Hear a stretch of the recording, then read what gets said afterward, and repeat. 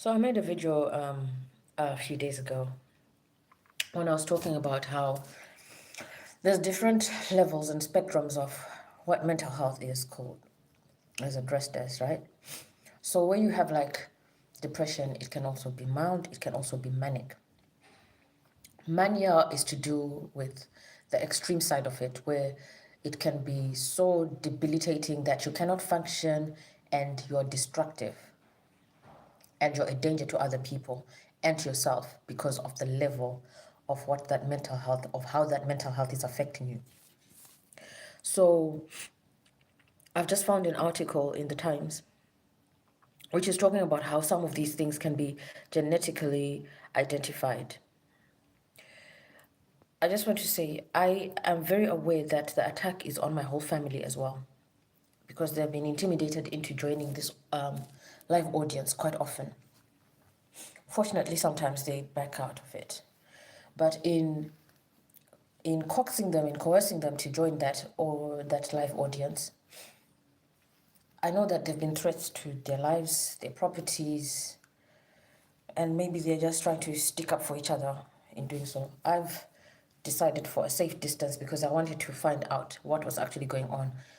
I was not really considering that they were intimidated anymore because maybe my experiences, my training, my knowledge just tells me that at some point you have to be courageous. You can't give into things like this. But I've seen that there is a degree of trying to influence because these hackers, they saw a post where I had actually posted an uncle of mine who had some memory problems there. He had gone on holiday. He was in a different country. And so he got lost and ended up in hospital. He was in a different country.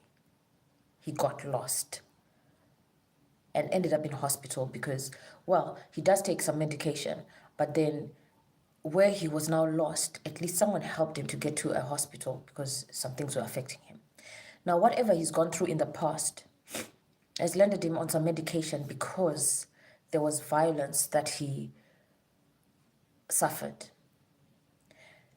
In our family, just because these criminals have attacked us in that way and are trying to get us all into being diagnosed somehow genetically as having mental health, it's inappropriate. I, as a nurse, know we don't have that as a genetic thing. Not all of us have that as a genetic thing. If maybe there was some sort of imbalance someone experienced at some point, it's not every one of us who have it. So where some people may have admitted or acquired, I mean, as I was growing up, I was hearing all sorts of things that people were accepting, sometimes to get out of classes, sometimes to get out of school, which were not normal to them, which were not natural to them. We are not a people of everybody has this. But due to experiences, yes, sometimes you can have a down period because you've experienced something. But it's not a genetic thing. You cannot just paintbrush everybody. This is what has happened. Also, as you grow, there are things that come with weight gain. There are things that come with pregnancy. There are things that come with life changes. But it's not necessarily permanent. Excuse me. Some things that you might experience, say post-traumatic disorder, what is it, PTSD, that can come after experiencing a pregnancy, experiencing a, car accident. I had panic attacks after having a car accident. I forced myself to sit in a car. I would see the lights coming from different directions. I would be sitting in the car on the pavement, not on the road yet. Even until the late hours of the night, sit there while the lights flash, go past, because I was like, there is no way I'm never getting on the road again. I had to push myself. Now, I deal with my mental health in a very different way, perhaps. But I knew I had to sit there and gain back that skill because I struggled to get it. And there's no way I was going to become one of those people who never drive again because of what happened. And believe me, it was a very bad car accident. It was a very, very big delivery, Eddie Stober trucker. Very, very big trucker. It shook me up in a very, very sensitive way. But I was healed from it. I had physicians, I had neurologists, I had so many people look into my systems and stuff, and they couldn't find what it was. But one day I was in a Bible study group. They prayed for me. They prayed for me, and I could feel the pain rotating, moving around until it left my feet. Those are people who are experienced with dealing with stuff like diseases and stuff, but in prayer. And perhaps they're not that well versed. Perhaps they did not know what neurologists know. But this is why, as clinicians, we are trained to observe holistic care and not to be dismissive. So when you're treating someone in hospital and they say, "I would like to see the imam," you are trained to allow that person their liberty to see someone, to encourage them. It lifts their spirits. If they ask you, "I want to see the priest," you have to make provision. And in the NHS, they have that pastoral care. You call them, they're trained to look into what does the person need. You might just have to call someone from a specific faith. They have to signpost in their department. Holistic care. So I've addressed mental health on a manic scale. I've addressed it on a less manic scale, where you can manage things yourself. Where maybe you play sport, you encourage yourself, you watch things, but there's levels where whatever you try, it's all failed. You cannot laugh at anything. You just want to end things. That's a very different ballgame. People like that sometimes know how to reach for help, like, "Please come and help me. I cannot stay here." Sometimes they're living with other people. I think there needs to be a way that people look into who raises concern about you. And I think there has to be a level of allowing the person who the concerns are raised about to have a say in what people are saying, and an honest disclosure of what are the actual concerns. What are people saying? Because you cannot actually raise your concern about someone's finances so that they get held hostage in a place where there are violent people or people who are about to give up on life. We cannot be wasting taxpayers' money either on things like that. We cannot be looking at situations like where someone like, okay, I'm just going to use my own example.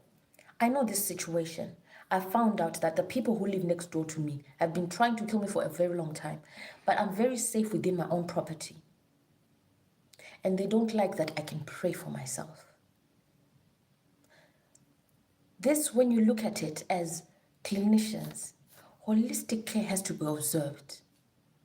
It's not just about paperwork, hustle the person out of their property. By the time that I got to this place, now I'm finding out that the person I'm with, who's getting me admitted, is a social worker. Now she's asking me again, and I'm disclosing again. When I was in my property, I disclosed again that I own the property. At some point, it had been asked. And I even said I had to change my lock and forfeit paying a mortgage payment because of the risk of being burgled by the very next door neighbors. Because they kept on pushing and asking me about the neighbors. This is the thing that the mental health teams do not want to talk about. Criminal activities. They don't want the evidence. They just want to look into mental health well-being. Now, unfortunately, they were not patient enough to look at the discharge letter. And I feel that I have been forced to come here because I actually expressed I'm not happy doing this. I do not want to do it, right? So and on the Mental Health Act of 1983, once someone says that, it doesn't matter what paperwork you've brought and sectioning, you have to acknowledge that the person is saying no. The Human Rights Act of 1998, yes, 1998, it says that a person has rights. As they have capacity, they have rights to decide even to make unwise choices. In this case, I'm not making any unwise choices. They're choices that are right for me. I had business communications I had made, 2 appointments that I missed, money that is just not available right now, which I was going to acquire. But these people hustled me out of my property, would not even let me take the laptop. The laptop which was right by the door, telling me that you had opportunity to take your stuff before. It was right by the door. So I feel even for me to then find out that okay, I was left with a social worker who's studying mental health, and the doctors had all gone. The relevant information that I had, and that I was now asking this lady when we were outside my property, she was saying the doctors are gone now. There's nothing I can do. We just have to go. I think that there needs to be something that's observed in those processes. Firstly, who has raised the concern? Does the person agree with the concern? The sectioning is removing someone's rights. And once you have assessed and you've realized that the person has rights, surely you shouldn't just take advantage of the person. The person has capacity, they've expressed themselves, and they're unhappy being kept somewhere else. I live alone. So whatever concerns people have anyway, I'm not affecting anyone that I'm living with. That might be understandable, where someone's behavior is disruptive, or where people are fearing for someone else's life and they're living in a group or something. Maybe. But even then, we have to be very careful, because the stigmatization that comes with a situation like this. I distance myself from the family so that I know where stuff is coming from. It's still coming from the assassins next door, the criminals next door.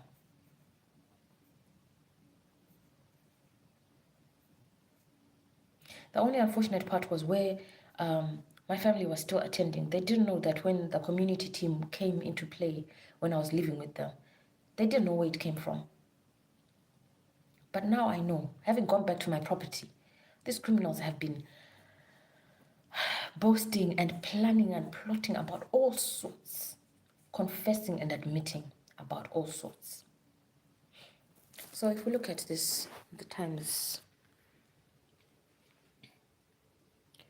genes can be linked to mania of bipolar disorder identified. So many of the genes identified were involved in calcium channels, which help the brain cells communicate, regulate mood.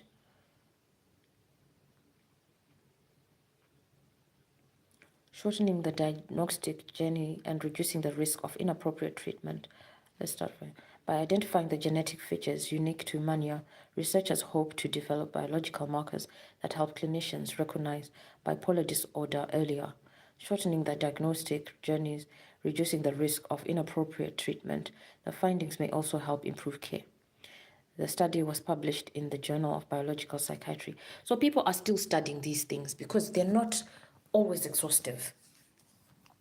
The contribution of what's happening in our neuron makeup.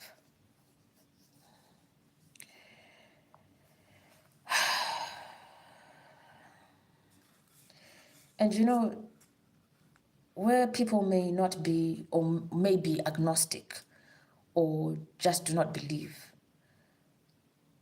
there are conditions where I have to acknowledge the science, as, I guess, as someone who's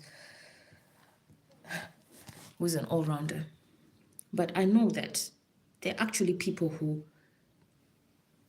you introduce music, people cope better. Miracles happen. Sorry if it offends you, but miracles do happen and they're still happening. I was in a car accident, like I told you. I lost control of the car. I was being pushed into the fast lane. I could not control. I was looking at the wheel. It was turning back into position. miracle happened. The car was brought back into the lane instead of being hit by another oncoming car while the big trucker was pushing me into oncoming traffic. It is a miracle that I'm alive, because that situation was meant to kill me. There are also situations like maybe people will try and rearrange your thought process, hypnosis. Delicate procedures. You have to be careful, because in trying to unpack someone's way of thinking, you have to be very careful of what nerves you hit, what you trigger, because you can actually trigger something else worse. But, people have to be trained to, what can I say? I can't say intrude, because someone has to give consent to explore options like that. Whatever interventions we have as clinicians, you have to actually gain consent. There are extreme situations where maybe someone is just so destructive or very violent that maybe people will use tranquilizers or something. But even then, clinicians are trained to be very careful, because you can harm people by forcing medications on people, by forcing treatments on people. So the unfortunate thing with situations like this sometimes is that when you then are on the other side of the clinicians, perhaps it's the discomfort in facing a patient who's knowledgeable. So, granted, when someone is in another clinician's care, you become vulnerable to their opinions. In that sense, you become vulnerable to even their own personality, how they perceive the situation. Because should someone become dismissive or even forgetful of something they're supposed to do, their duty of care towards you, in trying to cover up what's going on or what's not going on, you can be put in an even more vulnerable position. And it's not that you're attacking the person. In my case, I am really trying to defend myself, because I'm already aware that people have been trying to do something. People have been trying to harm me. So I have to cut this short, guys. I will speak to you soon. I think I've said the bulk of it anyway. I think this has been quite a wholesome recording. Au revoir.